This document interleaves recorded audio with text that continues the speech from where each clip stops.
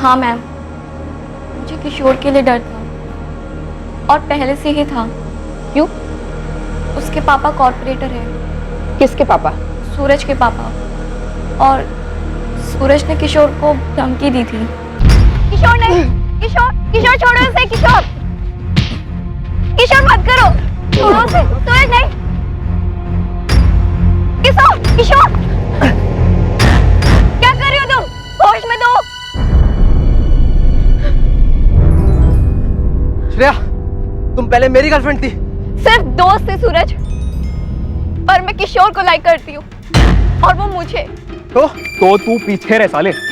और तू जो भी है, ये दुनिया ना तेरे बाप की जागीर नहीं है। है साले, है। दुनिया मेरे बाप की जागीर है। अबे कॉर्पोरेटर है तो क्या हुआ बे? भगवान तो नहीं है? अबे तू देखेगा क्या ताकत है मेरे बाप की। तू, तेरी तो पूरी फैमिली देखेगी। अबे मझौलिया कभी और वहां के ना पूछ की रामनाथ दीक्षित की क्या ताकत है। एक मंत्र पड़ेगा ना, तुम सबकी बैंड बज जाएगी। चल फिर देखते हैं ना, मंत्री की पावर जीतती है या फिर मंत्री की पावर।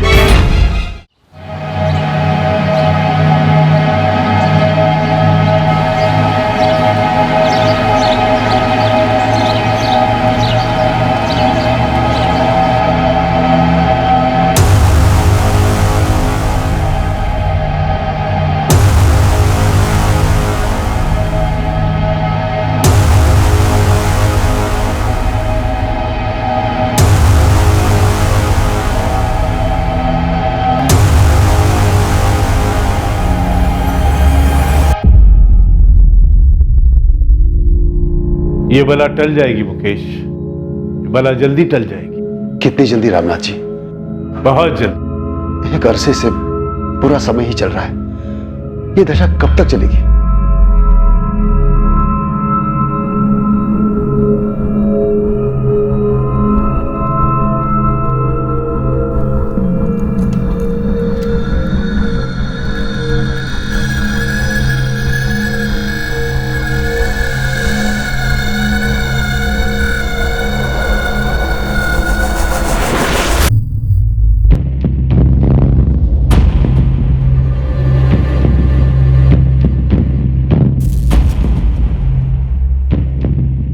तीन हफ्ते मुकेश,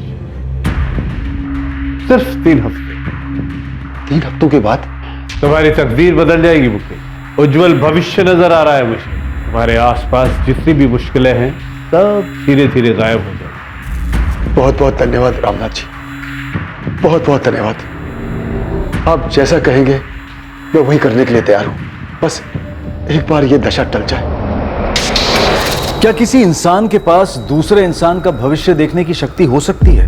क्या कोई किसी के आने वाले कल को अच्छे या बुरे कल में बदल सकता है? क्या जीवन के गंभीर मसलों का हल चमत्कारी ताकतों से पाया जा सकता है?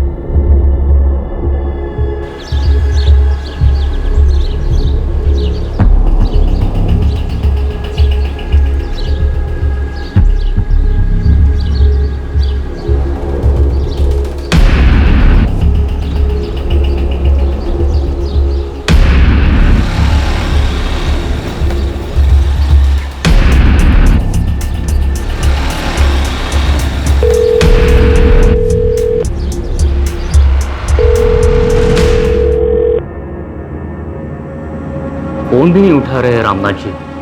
3 दिन से ताला लगा है रामनाथ जी के घर पर। ऐसे कहीं जाती थी तो गायत्री भाभी हमेशा मुझे बताती थी, इस बार किसी को नहीं बताया। दूध वाला भी पूछ रहा था कब आ रहे हैं ये लोग। वो रामनाथ जी के चेले, वो लक्ष्मण और धीरज, वो भी आकर लौट गए। सरला, 2-3 दिन पहले रात को जो हो रहा था वो अजीब था। क्या हो रहा था? वो गली में कुत्ता कितने अजीब तरह से रो रहा था, कुछ मनहूस हो रहा था। ये कैसी बातें कर रहे हो? आप भी रामनाथ जी की तरह बातें करने लगे हो। मुझे यहाँ कुछ ठीक नहीं लग रहा है। मैं रामनाथ जी के छोटे भाई आनंद को फोन लगाता हूँ।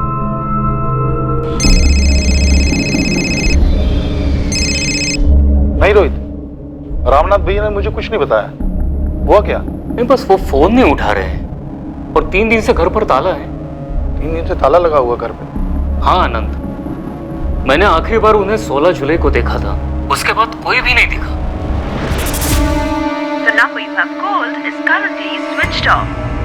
पापा, किशोर भैया और नया दीदी का भी फोन बंद आ रहा है।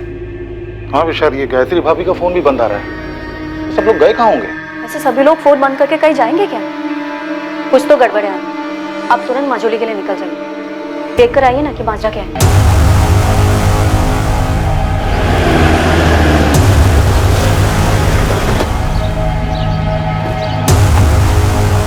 सर, मैं आनंद दीक्षित, रामनाथ दीक्षित का छोटा भाई। हो सकता है वो किसी ऐसी जगह पर गए हों जहां मोबाइल का नेटवर्क ना मिलता हो। नहीं सर, ये रोहित जी हैं, भैया के पड़ोसी। सर, ये धीरज है, ये लक्ष्मण है, भैया के शिष्य हैं। इनमें से किसी को भैया ने कुछ बताया नहीं कहीं जाने के प्लान के बारे में। तो आप चाहते हैं कि हम ताला तोड़े और अंदर देखें? मुझे लगता है यही ठीक रहेगा सर।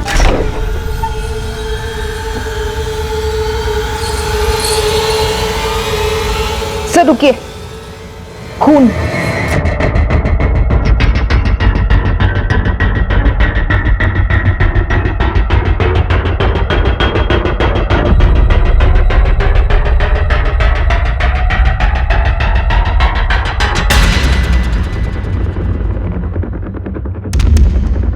भाविका, अंदर देखो। Yes sir.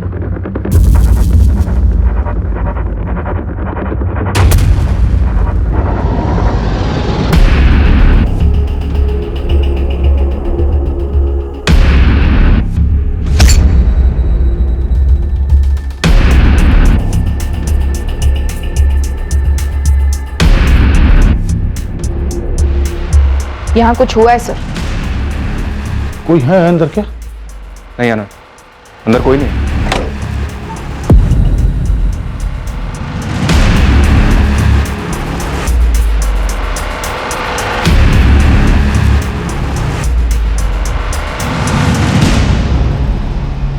यहाँ जिस तरह से कपड़े बिखरे हुए हैं, लग रहा है जैसे कोई कुछ ढूंढ रहा था।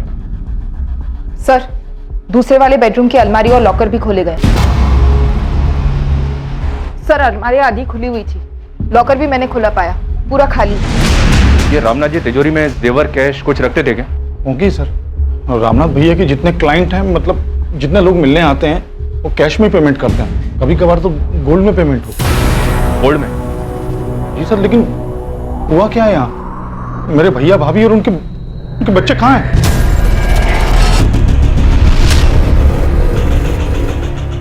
तोमर, फॉरेंसिक टीम को तुरंत आने को कहो।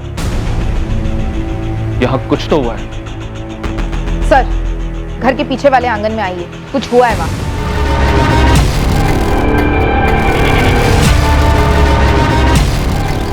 सर, यहाँ खुदाई हुई, फिर ढका गया है, फ्रेश लगता है।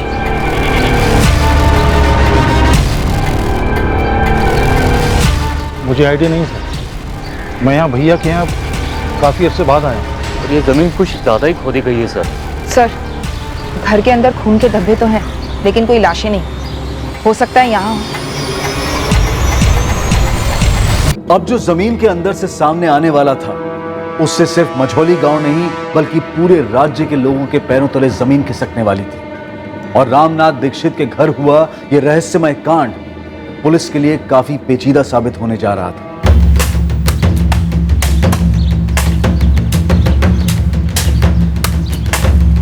आराम से खोदो, आराम से।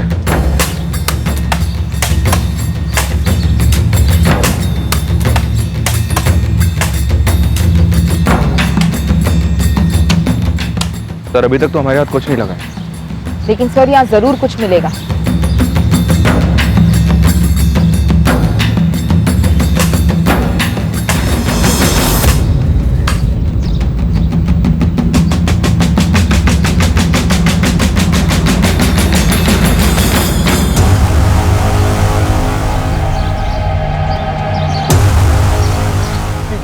ये तो रामनाथ भैया है।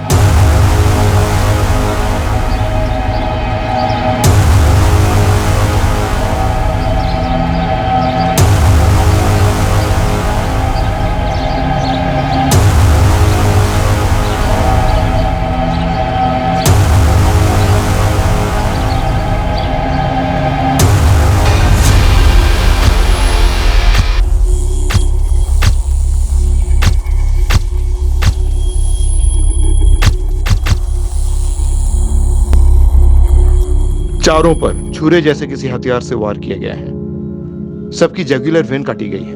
ये गले की ये नस, ऐसी हालत में मौत ऑन द स्पॉट होती है। हमला एकदम अचानक किया गया होगा, क्योंकि पड़ोसियों ने किसी भी तरह की कोई आवाज नहीं सुनी। हमने तो कोई चीखने चिल्लाने की आवाज नहीं सुनी सर।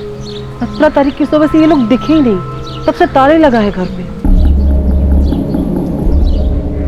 लक्ष्मण, धीरज, क्या लगता है तुम्हें रामनाथ जी के पास 16 की रात को कौन आया होगा जो ऐसा करके? पता नहीं साहब, 16 की शाम को गुरुजी के साथ बैठक हुई, उसके बाद मैं अपने घर चला गया। मैं भी साहब, मैं और लक्ष्मण साथ ही निकले थे।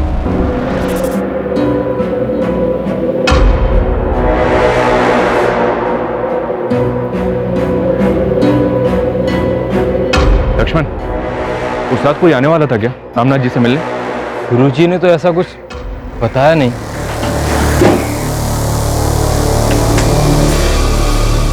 सर, ये 4 फोन्स ड्रॉअर में से मिले। इन्हीं चारों के होंगे, रामनाथ जी, उनकी वाइफ गायत्री और बच्चे नेहा और किशोर। कम से कम 72 घंटे। 72 घंटे, इससे ज्यादा हो भी नहीं सकते, क्योंकि 16 जून की शाम को इन सबको देखा गया था और 17 तारीख से घर पर ताला लगा है। अजीब बात है इंस्पेक्टर, 16 की रात 4-4 कत्ल होते हैं, लेकिन पड़ोसी को भनक तक नहीं लगी।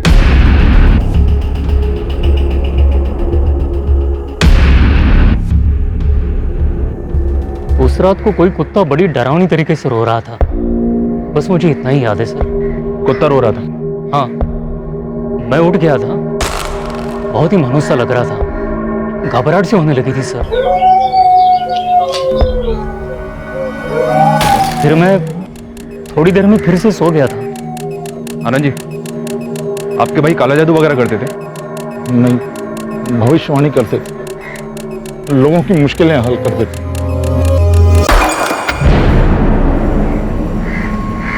तुम दोनों रामनाथ जी से क्या सीख रहे थे? ज्योतिष विद्या मैडम, लोगों का भविष्य देखकर उपाय बताना। आनंद जी, आपके भाई की किसके साथ ऐसी जानी दुश्मनी थी जिसने परिवार सहित उनका कत्ल कर दिया?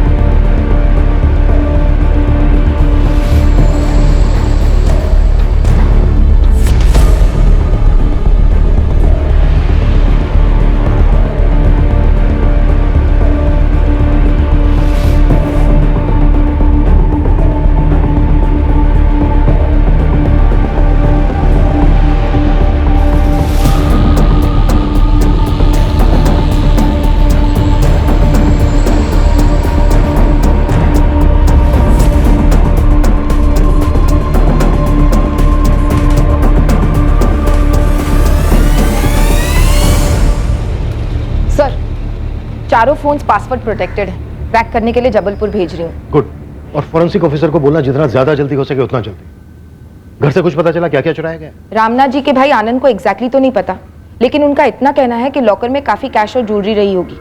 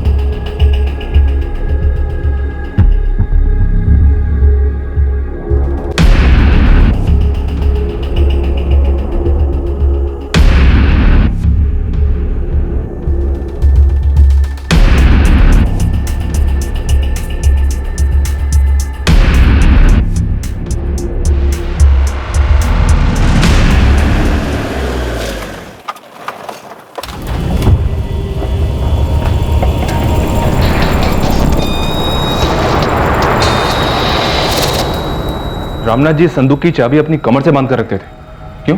हाँ साहब, ये संदूक कोई और खोलता नहीं था, सिर्फ गुरुजी ही खोलते थे। अब तुम खोलो, ये लो, खोलो।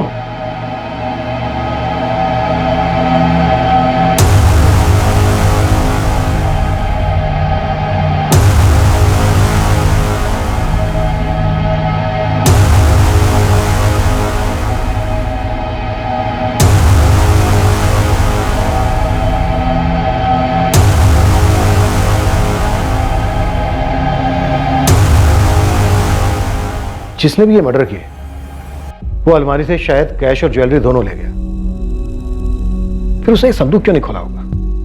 हमें कैसे पता होगा साहब? ये संदूक के अंदर क्या चीजें हैं? साहब ये गुरुजी की चीजें हैं, हमारे लिए तो संदूक को छूना भी मना था। ये उनके तंत्र मंत्र का सामान है क्या? साहब हमें सच में नहीं पता। लक्ष्मण, धीरज, ऐसा कौन हो सकता है जो तुम्हारे गुरुजी और उनके पूरे परिवार की हत्या कर दे? साहब मुझे नहीं लगता ऐसा कोई था, और अगर कोई था तो मुझे कोई अंदाजा नहीं है। साहब मुझे भी नहीं पता, गुरुजी और उनके परिवार को कोई क्यों मारेगा? वो तो बहुत भले आदमी थे, उन्होंने तो कभी किसी का बुरा भी नहीं किया। तुम दोनों का इस घर में बराबर आना जाना था। अब तुम दोनों हमें ये बताओ, ऐसा और कौन है जो हमारी मदद कर सकता है? वो गोपाल से आपने बात की? गोपाल जोशी। गोपाल रामनाथ दीक्षित के शिष्य हो तुम? जी, काफी कुछ सिखाया है गुरुजी, उनकी दी गई विद्या से, उनकी कृपा से आज मेरे खुद का व्यवसाय जम गया। आखिरी बार कब मिले थे रामनाथ दीक्षित से? कुछ रोज पहले रास्ते पे मिले थे, हमेशा की तरह उनका मुस्कुराता हुआ चेहरा। गोपाल रामनाथ दीक्षित को गला काट के मार दिया गया, पूरे परिवार की हत्या कर दी गई है उनके।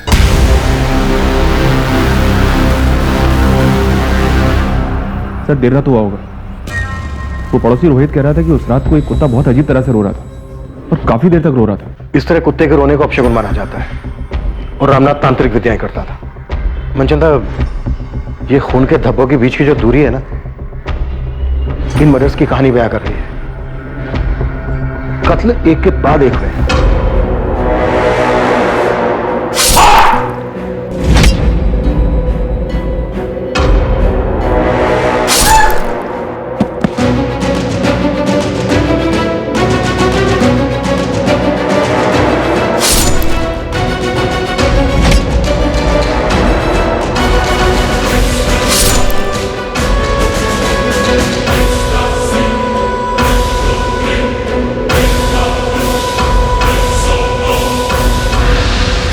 सिर्फ इतना ही नहीं, रामनाथ दीक्षित की पत्नी गायत्री और उनकी बेटी नेहा के साथ बलात्कार भी किया गया।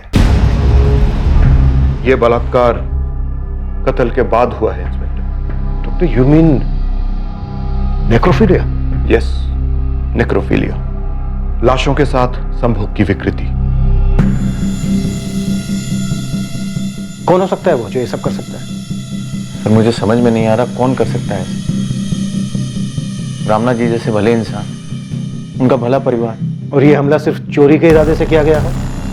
ऐसा बिल्कुल नहीं। 4-4 मर्डर करना, घर लूटना, फिर चारों लाशों को यहाँ घर के पीछे के आंगन में दफनाना, ये मर्डर्स लूट और चोरी की वजह से किए गए नहीं लगते। क्योंकि अगर ऐसा होता तो लाशों को दफनाता क्यों? राइट सर, डाका डालने वाले अक्सर मर्डर्स करते हैं, सेक्सुअल असॉल्ट भी करते हैं। कब्रें खोदने के लिए कोई इतनी मेहनत करेगा, वक्त जाया करेगा? बिल्कुल नहीं। और जो चोरी हुई है वो इतनी चालाकी के साथ हुई है कि पहले हमारी नजर में ही नहीं आई। और वो बाहर दरवाजे के ताला लगाना, कौन सा चोर ऐसा करता है?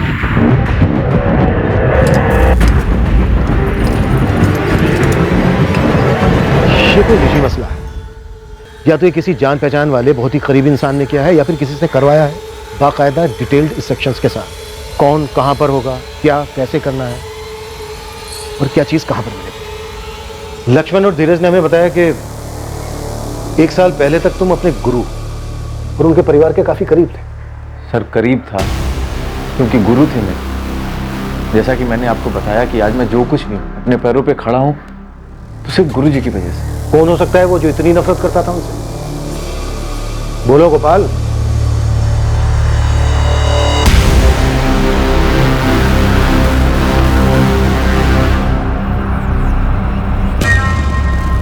दावे के साथ तो नहीं कह सकता, लेकिन उनके छोटे भाई आनंद।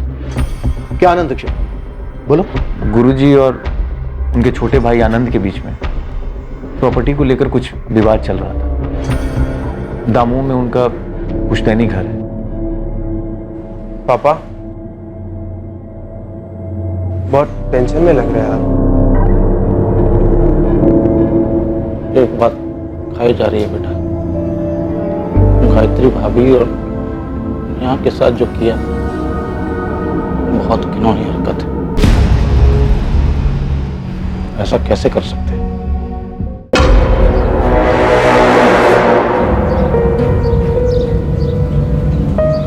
लक्ष्मण, क्या तू भी वही सोच रहा है जो मैं सोच रहा हूँ?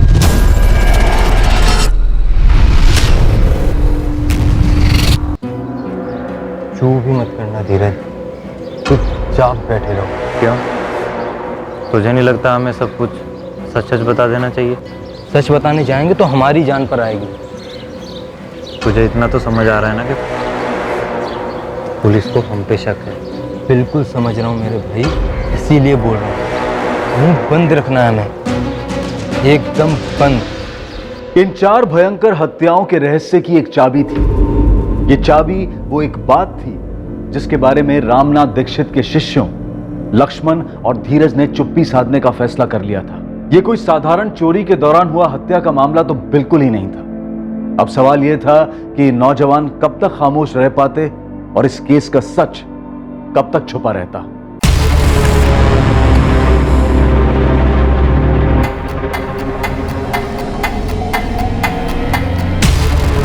The number you have called is currently switched off. गिरी, ये नंबर 4445791124 फोन कंपनी से पता करो किसका है, अर्जेंट। जी मैडम।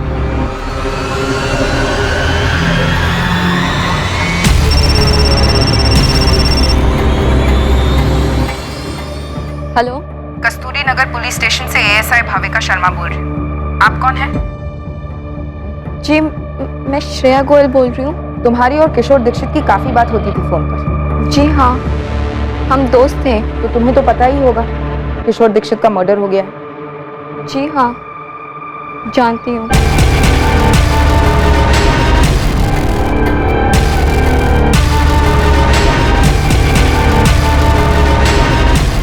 साहब मैंने पता किया, दमोह में पुश्तैनी घर को लेकर दोनों भाइयों में काफी खटास थी। तो ये गोपाल जो बता रहा था रामनाथ के भाई आनंद के बारे में, वो सच है? बिल्कुल सच है। एक मिनट गोपाल, रहने दो इसे। ये मेरा छोटा भाई ये चाहता है कि वो दमोह वाला घर में पूरा इसके नाम कर। 15 लाख देने थे, 8 दे चुका है, 7 बाकी है। मैं इससे कह रहा हूं कि भाई वो 7 लाख दे दो तो मैं कागजात पे साइन कर देता हूं। मैं गलत कर रहा हूं? बिल्कुल गलत नहीं कह रहे हैं आप। अगर आपकी जगह पे आनंद जी होते तो क्या वो साइन करते? अपना काम करो गोपाल। और भैया घर के मामले में बाहर वालों को क्यों ला रहे हैं आप? 7 लाख देने दे दूंगा मैं, कहीं भागा जा रहा हूँ क्या? अरे तो मैं भी कहां भागा जा रहा हूं आनंद। देखो भाई, हिसाब साफ होना चाहिए, आसानी रहेगी सबके लिए। अब रामनाथ तो रहा नहीं और ना उसका परिवार, तो सारी जमीन अब सिर्फ आनंद दीक्षित की। हाँ मैम, मुझे किशोर के लिए डर था और पहले से ही था। क्यों? उसके पापा कॉर्पोरेटर हैं। किसके पापा? सूरज के पापा। और सूरज ने किशोर को धमकी दी थी। किशोर नहीं, किशोर, किशोर छोड़ो उसे, किशोर, किशोर मत करो, छोड़ो उसे, सूरज नहीं, किशोर, किशोर, क्या कर रही हो तुम? होश में दो। श्रेया, तुम पहले मेरी गर्लफ्रेंड थी। सिर्फ दोस्त थे सूरज, पर मैं किशोर को लाइक करती हूँ और वो मुझे। तो तू पीछे रह साले, और तू जो भी है, ये दुनिया ना तेरे बाप की जागीर नहीं है। है साले, है, दुनिया मेरे बाप की जागीर है। अबे कॉर्पोरेटर है तो क्या हुआ बे? भगवान तो नहीं है। अबे तू देखेगा क्या ताकत है मेरे बाप की। तू, तेरी तो पूरी फैमिली देखेगी। अबे मझौलिया कब, और वहां के ना पूछ कि रामनाथ दीक्षित की क्या ताकत है। एक मंत्र पढ़ेगे ना तुम सबकी बैंड बज जाएगी। चल फिर देखते हैं ना, मंत्री की पावर जीतती है या फिर मंत्री की पावर।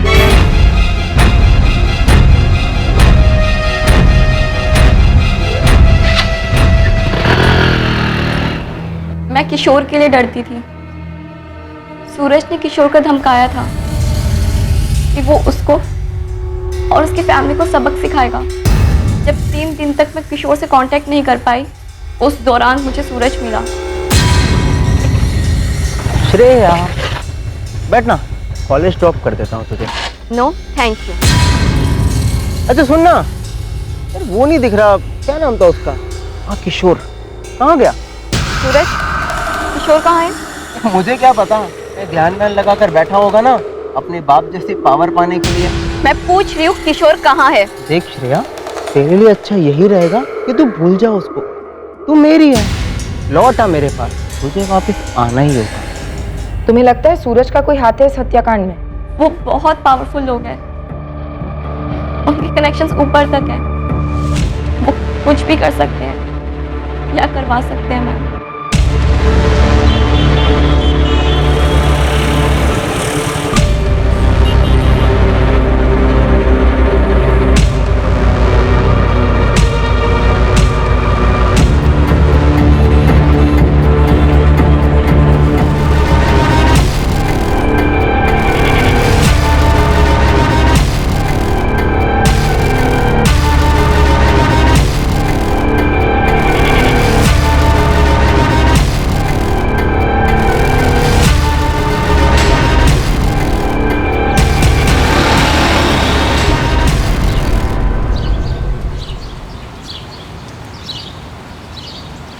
गोपाल भाई, गोपाल भाई।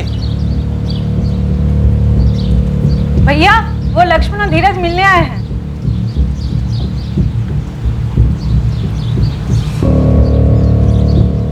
गोपाल भाई, एक बात थी जो हमने आपको नहीं बताई। क्या? पुलिस ने लक्ष्मण से गुरुजी की संदूक खुलवाई। और क्या धीरज? क्या हुआ लक्ष्मण? संदूक में नहीं थी वो। हमें पता है आनंद, तुम्हारी अपने भाई रामनाथ दीक्षित के साथ अनबन चल रही थी पुश्तैनी घर को लेकर। इस वक्त हमारे पास कोई सबूत नहीं है जो तुम्हें इस जुर्म से जोड़े। अब तुम्हें बताओ, तुम अपना जुर्म खुद कबूल करोगे या फिर हम हमारे तरीके से कबूल करवाएं? कम से कम 2 लोग थे, शायद 3, जिन्होंने रामनाथ दीक्षित और उनके परिवार की हत्या की।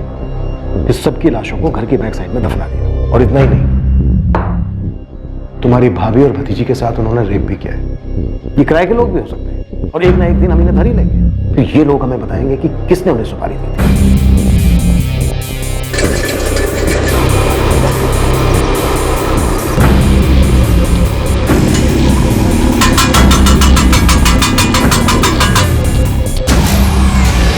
उस गोपाल ने चुगली की।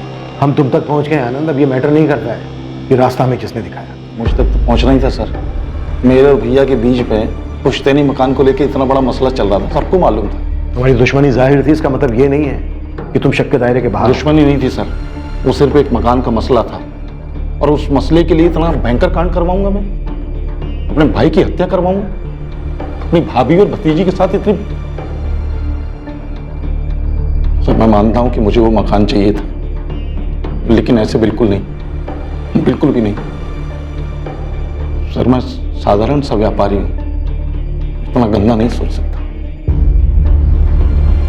मेरे भैया और भाभी को, बच्चों को, सबको मार डाला गया, उसके पीछे कोई और कारण है। और क्या है ये कारण? सर, मेरे भैया बहुत कम उम्र से इस सब में शामिल थे। उनके पास दैवी शक्तियां थी। उनको लोगों की समस्याओं के बारे में पहले ही मालूम पड़ जाता था और लोगों की समस्याओं को दूर करने की शक्तियां थी उनके पास। हमारे पास भी शक्ति है मुजरिम तक पहुंचने की, फिर चाहे मुजरिम ने कितनी भी चालाकी की। तो लगाइए ना शक्तियां, क्योंकि आपका मुजरिम मैं नहीं हूं। रामनाथ दीक्षित मेरे सगे भाई थे।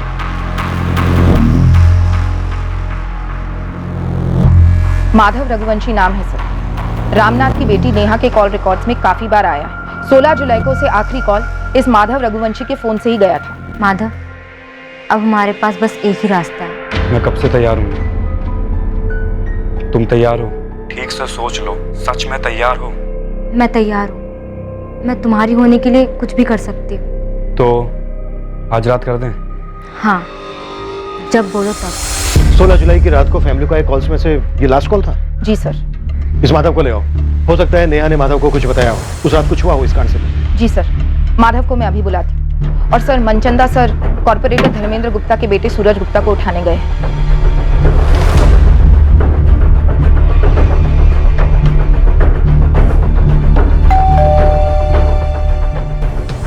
इंस्पेक्टर, तुम मेरे ही घर में घुसकर मुझसे ये पूछ रहे हो कि मेरे बेटे ने यह कांड किया और इस कांड को अंजाम तक पहुंचाने में मैंने इसकी मदद की है, वो भी उस किशोर के साथ हुए पिद्दू से झगड़े के लिए। मैं एग्जैक्टली यही पूछ रहा हूं। आप कोऑपरेट करेंगे तो सबके लिए अच्छा होगा। काफी बहादुर हो सब इंस्पेक्टर कुशल मनचंदा। उस श्रेया ने कान भरे हैं ना आपके, लेकिन उसने ये तो नहीं बताया होगा कि उसके किशोर ने क्या धमकी दी थी मुझे। किशोर और उसके परिवार वाले मारे गए, हत्या उनकी हुई है। वो आप लोग निकलवाते हैं ना फोन रिकॉर्ड वगैरह, पहले वो निकलवाइए। जब हमारे खिलाफ सबूत इकट्ठा हो जाए तब आप यहां पर आइए। और हाँ, ये बेवकूफी को ना बहादुरी ना समझिए, महंगी पड़ेगी।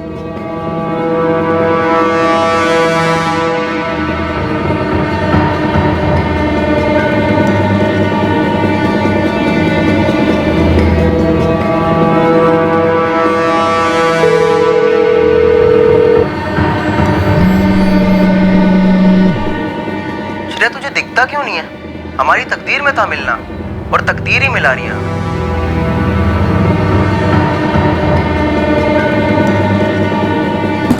माधव, माधव, दरवाजा खोलो बेटा। ऐसा नहीं करते बेटा, दरवाजा तो खोलो। पिछले कुछ दिनों से ऐसे ही कर रहा है वो। 17 जुलाई से? हाँ, ऐसे ही कुछ। माधव, पुलिस, दरवाजा नहीं खोलोगे तो हम तोड़कर अंदर आएंगे। जरूरी बात करनी है तुमसे। मैंने कुछ नहीं किया, मुझसे क्या बात करनी है? कुछ नहीं किया तो सामने क्यों नहीं आ रहे हो?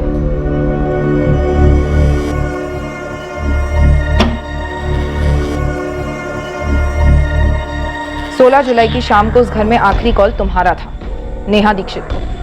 क्या बात करनी है आपको? बात थाने में होगी। देखो माधव, चुप रहकर तुम अपनी खुद की कब्र खोद रहे हो और हमें यह सोचने पर मजबूर कर रहे हो कि रामनाथ और उसके परिवार की कब्र तुम ही ने खोदी। नहीं सर, ये क्या बोल रहे हैं आप? तो सच क्या है? क्या हुआ था?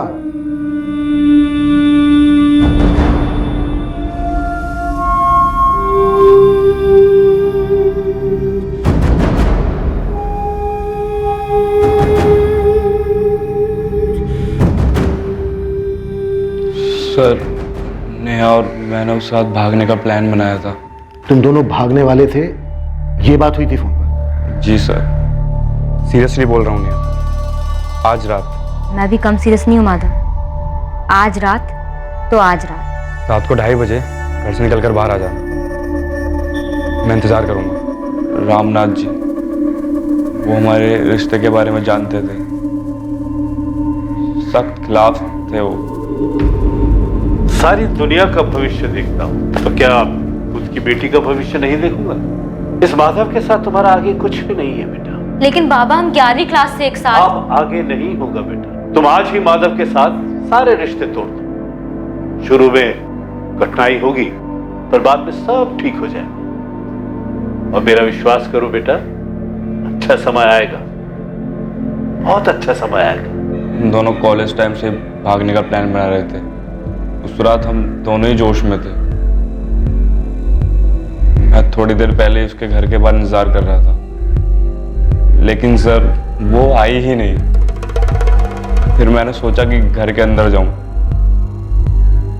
घर पे ताला देखकर मैं शॉक रह गया। एक अजीब सा डर भी लग रहा था कि शायद उन्होंने बाहर आते हुए उसे पकड़ लिया और कहीं लेके उसे छुपा दिया है सर। नेहा का फोन ऑफ जा रहा था सर, और डर के मारे मेरी जान भी जा रही थी। और फिर मैंने सुना कि क्या हुआ था वहां। मैंने नेहा को खो दिया सर। मैं प्यार करता था उससे, शादी करने वाले थे हम।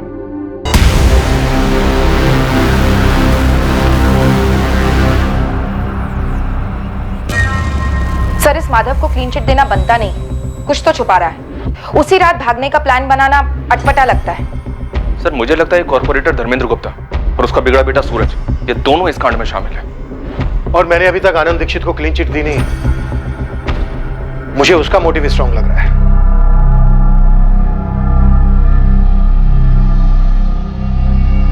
पूछना तो नहीं चाहिए, फिर भी पूछ रही हूँ, क्या यह घर अब पूरा आपके नाम पे हो जाएगा ना? पूछना नहीं चाहिए था पर और सोचना भी नहीं चाहिए था। सोच लिया और पूछ लिया तो एक बात ध्यान से सुनो, यहाँ मोहल्ले की औरतों के साथ गपशप में इस बात का जिक्र गलती से भी नहीं आना चाहिए। दुनिया भर के लोगों को आने वाले खतरे की चेतावनी देते रहे भैया, और अपने ऊपर टूटने वाले खतरे को भांप नहीं पाए। क्या पुलिस को संदूक में से यंत्र मिला?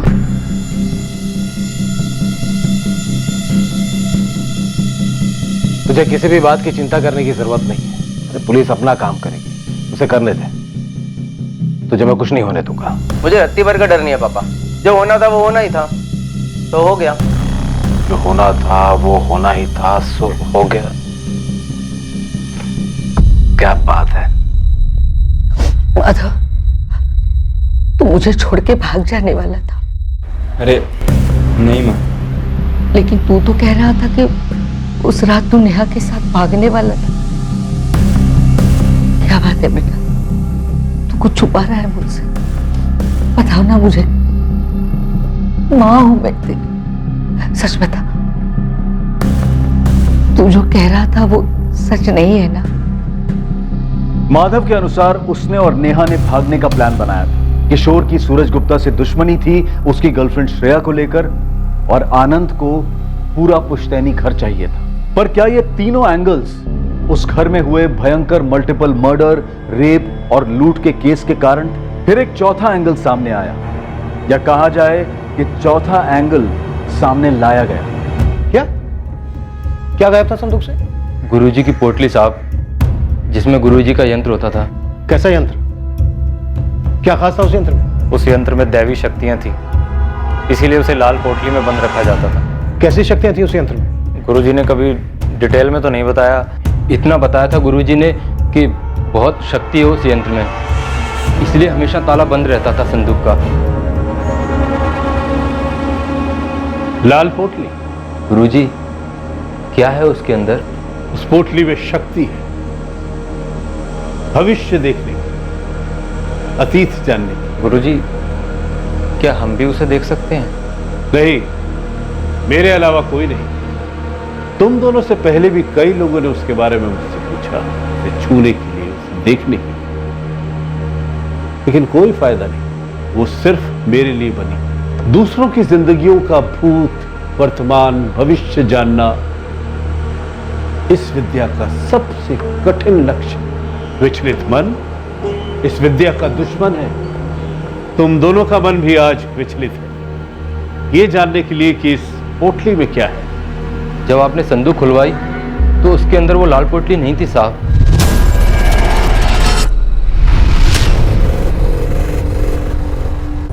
और ये बात तुम लोग अब हमें बता रहे हो? साहब हम डर गए थे, हमें लगा कोई है जो इस यंत्र की ताकत को जानता है, उसी ने उसे चुराया है, और अब गुरुजी की शक्तियां उसके अंदर भी आ गई हैं, और हमने मुंह खोला तो वो हमें कुछ कर सकता है।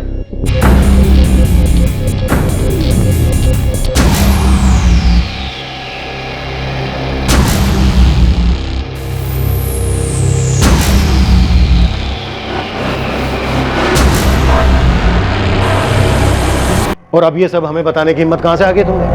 हाँ? तुम दोनों ये खुद बताने आए हो या किसी ने भेजा तुम्हें? हमें किसी ने नहीं भेजा, हम खुद ही आए हैं। काफ़ी डरे हुए थे, फिर सोचा नहीं, हमारे गुरुजी की आत्मा हमारी रक्षा करेगी, पुलिस को सच बताना ज़रूरी है, इसलिए आ गए। और साहब, जो आदमी ऐसा कर सकता है वो एक तांत्रिक ही होना चाहिए, और वो साहब हम दोनों को लगता है कि वो। क्या वो? कौन तांत्रिक हो सकता है वो? वो गोपाल जोशी हो सकते हैं। संदूक में वो लाल पोटली नहीं थी, यंत्र कोई चुरा ले गया है। क्या गुरुजी और उनके परिवार का कत्ल उस यंत्र के लिए किया गया था? बकवास मत करो। पढ़ा नहीं तुम लोगों ने कि गुरुजी की पत्नी और उनकी बेटी के साथ क्या हुआ? कोई भी भक्त या गुरु ऐसा कभी नहीं करवाएगा। गोपाल भाई, आप ही बताइए हम क्या करें? पुलिस ने उनके सामने हमसे संदूक खुलवाई, उसमें लाल पोटली नहीं थी। ये लाल पोटली वाली बात पुलिस को बतानी चाहिए कि यंत्र के लिए कत्ल हुआ है। नहीं हुआ। तुम दोनों ये यंत्र की बात भुला दो, और पुलिस भी ये यंत्र मंत्र की बात पे विश्वास नहीं करती। यहां माजरा कुछ और ही है। लेकिन यंत्र गायब है। तो होने दो गायब। याद करो, उस यंत्र को सिर्फ हमारे गुरुजी इस्तेमाल कर सकते थे, और वो नहीं चाहते थे कि उसे कोई और छुए भी। मेरी राय मानो, तुम लोग उस यंत्र के बारे में बात तक मत करो। गोपाल भाई की सलाह हमें अजीब लगी साहब। साहब, उन्हें तो सीधे सीधे कहना चाहिए था कि पुलिस को जाकर सब बता दो, लेकिन उन्होंने ऐसा नहीं किया। तभी हमें गोपाल भाई पर शक हुआ।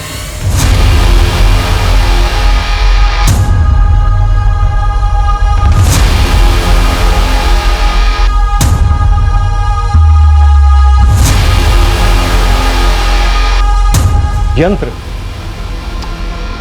क्या बकवास है सब? सर, आस्था है लोगों की। जो ये रामनाथ करता था वैसे तो बहुत सारे तांत्रिक करते हैं, लेकिन सर इस रामनाथ के पास काफी लोग आते थे इस यंत्र के जरिए अपनी भविष्यवाणी को सुनने के लिए, अपने बुरे वक्त को टालने के उपायों को जानने के लिए। लेकिन ये यंत्र दिखता कैसा है और किस चीज का बना है? ये धीरज और लक्ष्मण का अचानक हमारे पास आकर इस यंत्र के बारे में बताना, अगर ये जेन्युइन टिप नहीं है तो फिर ये क्या है और क्यों है? संदिग्धों की सूची में अब एक नया नाम जुड़ा। क्या इस नए संदिग्ध गोपाल का सामने आना दरअसल पुलिस को गुमराह करने की एक चाल थी, ताकि वो लोग जो पहले से पुलिस के रडार में हैं वो बच निकले? क्या किसी इंसान के पास ऐसी चमत्कारी शक्तियां हो सकती हैं जिससे वो किसी दूसरे इंसान के अतीत को पढ़ सकता है और उसके भविष्य को देख सकता है? रामनाथ दीक्षित के संदूक से एक रहस्यमयी लाल पोटली भी चोरी हुई थी, जिसमें ये तथाकथित जादुई यंत्र था जिसे रामनाथ हमेशा सबसे छुपाए रखते थे। इस मल्टीपल मर्डर और रेप केस के पीछे असली कारण क्या था? पुलिस के लिए इस केस के सारे एंगल्स को छांटकर जुर्म की कहानी और मुजरिम की शक्ल दोनों को सामने लाना काफी मुश्किल साबित होने वाला था। लेकिन पुलिस असली गुनहगार तक पहुंची, और जब इस गुनाह का असली मकसद सामने आया तो सब के सब बुरी तरह से हिल गए। हम इस केस को अंजाम देंगे इसके दूसरे और आखिरी भाग में। अब मैं अनूप सोनी आपसे विदा लेता हूं, फिर मुलाकात होगी।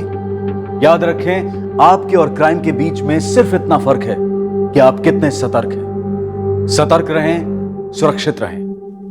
जय हिंद।